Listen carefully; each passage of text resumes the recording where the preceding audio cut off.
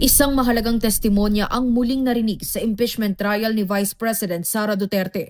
Iginiit ng NBI witness na si Regional Director Attorney Jeremy Lotoc na bilang isa ring abogado, alam umano ng Vice Presidente ang posibleng legal na pananagutan ng kanyang mga pahayag. Ayon kay Lotoc, higit pang lumakas ang kaso nang muli umanong ulitin ni Duterte ang kanyang mga pahayag noong November 2024 sa halip na itanggi o linawin ang mga ito.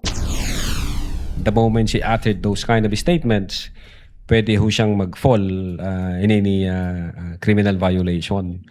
So pagdating ho nung November 26, instead of avoiding mentioning those utterances, instead of denying mentioning or instead of denying that she made those utterances, ang sinabi po niya, ni-reiterate niya, yes, sinabi ko yan, na someone has to take revenge kung sakaling mangyari ito, mamatay ako. Ipinaliwanag din ni Lotoc na ang pag-uulit sa mga pahayag ay maituturing na admission against interest o pag-amin na maaaring maging mahalagang ebidensya.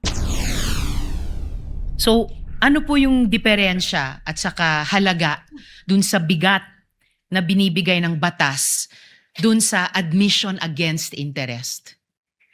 Well, pinapakita ho rito in the natural order of things, hindi ho i-admit ng isang tao yung isang bagay na ikakasira niya. Kapag ho inadmit ng isang tao yung isang bagay na ikakasira niya, maliwanag na ginawa niya yon, sinabi niya yon, at determinado siya sa mga pangyayaring yon o porsigido siya sa mga pangyayaring yon. Kaugnay ito ng Article 4 ng impeachment complaint na tumatalakay sa aligasyon ng grave threats at inciting to sedition kaugnay ng mga pahayag laban kina Pangulong Ferdinand R. Marcos Jr., First Lady Liza Araneta Marcos at dating Speaker Martin Romualdez.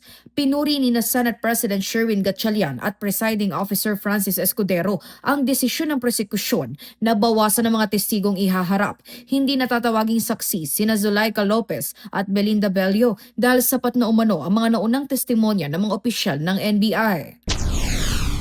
Presiding officer also thanks the Council for Private Prosecutors. Ayon kay Gatchalian, makatutulong ito upang mapabilis ang pag-usad ng paglilitis. Nanawagan naman si Deputy Speaker Jay Kung Ho ng respeto at profesionalismo sa loob ng impeachment court. Anya, hindi lang ang kaso ang sinusubaybayan ng publiko, kundi pati ang paraan kung paano hinaharap ng mga opisyal at abogado ang isang mahalagang proseso ng demokrasya. Para sa totoong balita sa Bagong Pilipinas, Kate Rania, Congress News.